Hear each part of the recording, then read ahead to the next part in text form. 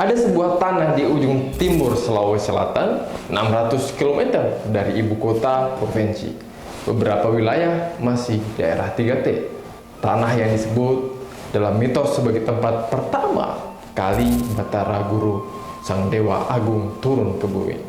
Tanah ini bernama Usu, dan tanah ini lahir sebuah karya sastra yang menggetarkan peradaban dunia, namanya La Galigo.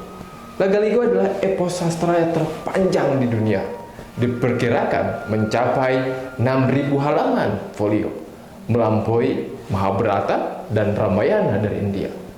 Dan pada tahun 2011, UNESCO menetapkan sebagai Memory of the World, pengakuan tertinggi atas nilai-nilai universal, sebuah warisan dokumenter bagi seluruh peradaban dunia.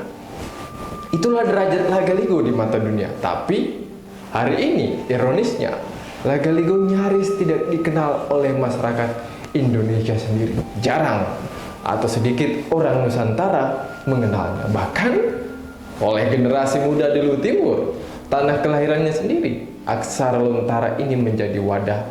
La Galigo ini hanya dipahami oleh kurang dari 100 orang di seluruh dunia. Tidak ada satupun platform digital yang menyajikan kisah La Galigo secara naratif, komprehensif, visual, dan audio yang lebih interaktif, yang mungkin bisa diakses oleh masyarakat umum. Nah, berbeda dengan cerita rakyat Jawa misalnya, seperti Malin Kundang, Timun Mas, itu banyak ratusan animasi, bahkan buku digital atau platform interaktif.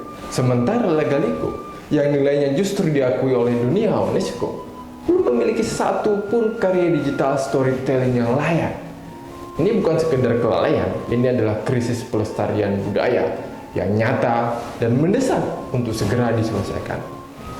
Nah, untuk menjawab tantangan ini, hadirlah Go La Galigo. Go La Galigo adalah karya digital storytelling interaktif berbasis web yang menyajikan kisah-kisah dalam epos La Galigo melalui 3 medium sekaligus. Ada narasi visual, kemudian ada audio dongeng, dan cerita interaktif yang tentu media ini dapat mengajak pengguna terlibat langsung dalam alur kisah yang dalam. Karya ini dirancang khusus dari bumi Batara Guru Usu, di mana perjalanan Sarure Gading hingga kisah Wicudai dan La Galigo. Dan untuk siapapun yang ingin mengenal warisan agung leluhur Nusantara, Go La Galigo bukan sekedar karya digital. Ia adalah jembatan antara warisan 6.000 halaman yang tadi, lahir berabad-abad lalu, dengan generasi yang hidup di era scrolling.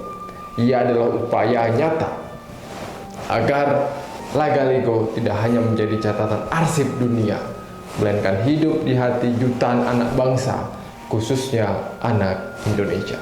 Dan sudah saatnya dunia tahu bahwa peradaban agung itu hidup kembali dalam genggam kita semua.